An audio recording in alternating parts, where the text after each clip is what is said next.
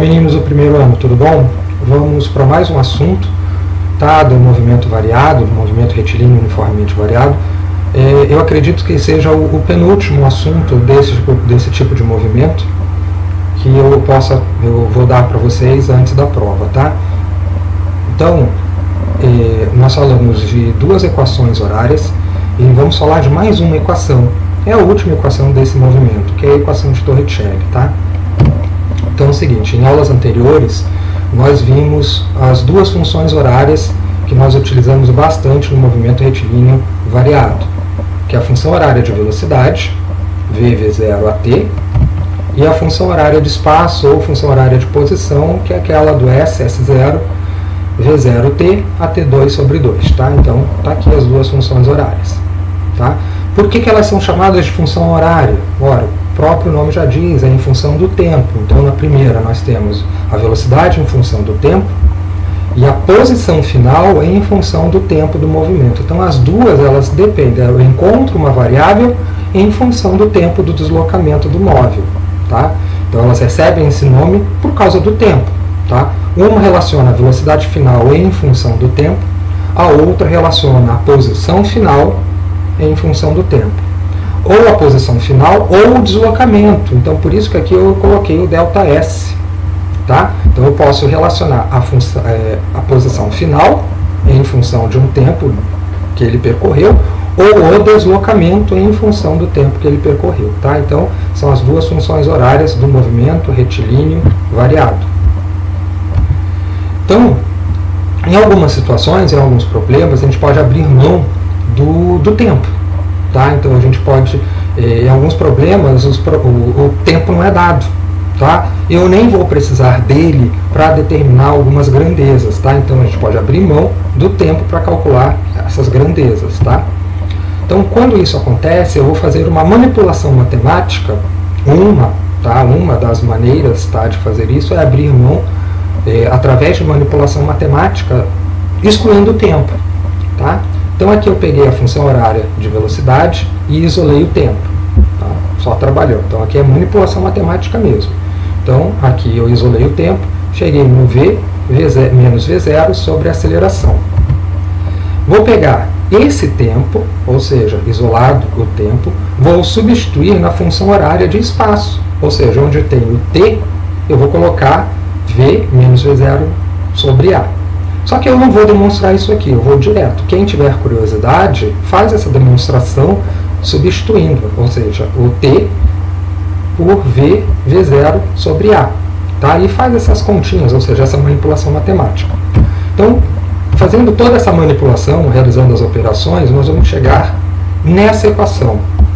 V ao quadrado, ou seja, a velocidade final ao quadrado, igual velocidade inicial ao quadrado, mais duas vezes a aceleração vezes o deslocamento. Tá? Ou seja, o dobro da aceleração vezes o deslocamento. Então, essa equaçãozinha final aqui, de V ao quadrado, V0 ao quadrado, mais 2a ΔS, ou seja, duas vezes a aceleração vezes o deslocamento, ela é chamada de equação de Torricelli. O Torricelli foi um físico italiano, tá, que viveu no século XVII, e ele fez algumas manipulações dessas equações, ou seja, dessas funções. Esse tipo de manipulação matemática, ela não é única, tem outras manipulações matemáticas que eu posso encontrar essa mesma equação. Tá? E mais uma curiosidade, o Torricelli ele trabalhou bastante com outras, não só na mecânica, mas na hidrostática. Tá? Então ele trabalhou bastante em vários ramos da física. Okay? Então, observando essa equação encontrada, que é o v ao quadrado, v0 ao quadrado, 2a ΔS, ou seja, velocidade final ao quadrado, igual a velocidade inicial ao quadrado, mais duas vezes a aceleração vezes o deslocamento, nós não estamos relacionando essas grandezas com o tempo. Tá? Então, aqui o tempo não existe. A gente só vai relacionar a velocidade final com a velocidade inicial, a aceleração e o deslocamento. Então, perceba que aqui não tem tempo. Ok?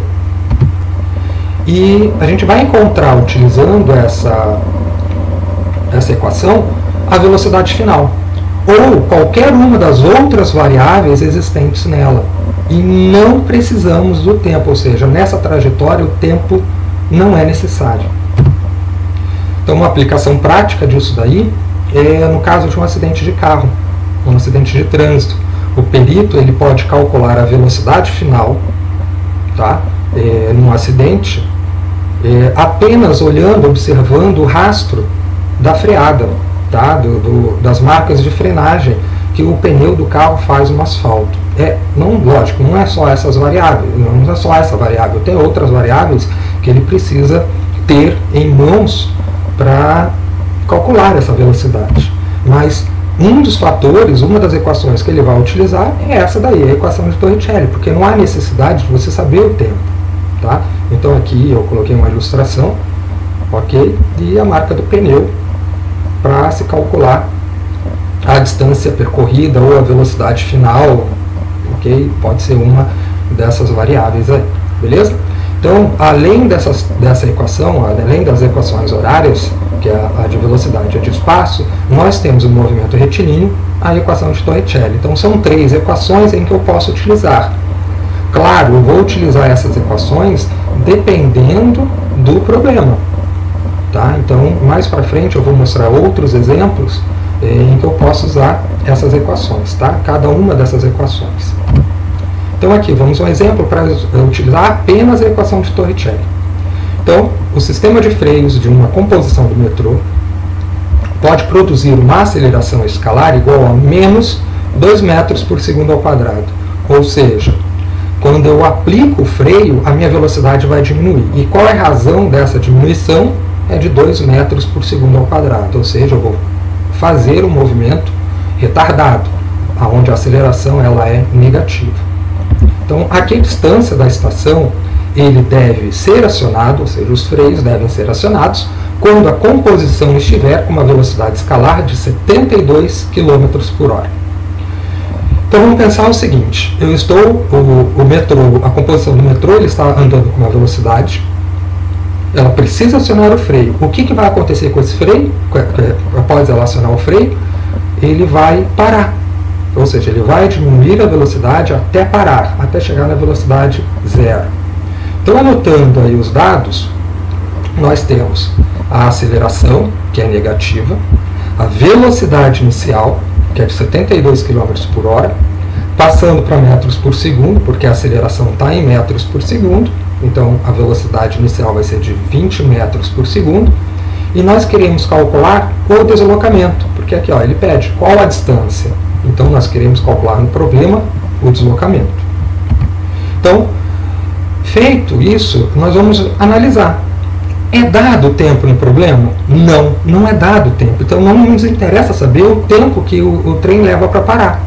A única coisa que nos interessa é saber o trem ele tem uma velocidade e ele quer chegar com uma velocidade final igual a zero. Tá? Então veja que o problema não informa o tempo de deslocamento até a parada da composição, ou seja, a velocidade final é zero. Então perceba, não precisamos do tempo.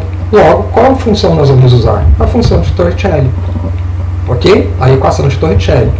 Então nela eu tenho a velocidade final ao quadrado, a velocidade inicial ao quadrado, 2 vezes a aceleração pelo tempo. O que nós temos no problema?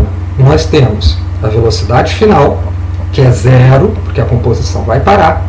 Nós temos a velocidade inicial, nós temos a aceleração e quero calcular a distância percorrida. Então é só substituir os dados do problema. Então velocidade final zero, zero ao quadrado, velocidade inicial 20, 20 ao quadrado, 2 vezes menos 2, porque a aceleração é negativa, então dentro de parênteses, vezes o ΔS. Então vamos resolver aqui. 20 ao quadrado, 400, 0 ao quadrado é 0, 2 vezes menos 2 dá menos 4. Então chegamos, passando menos 4, ΔS para o outro lado, temos 4 ΔS igual a 400. Está multiplicando, passa dividindo, 400 divididos por 4, que dá 100. Então ΔS foi de 100 metros. Tá? Então o deslocamento necessário,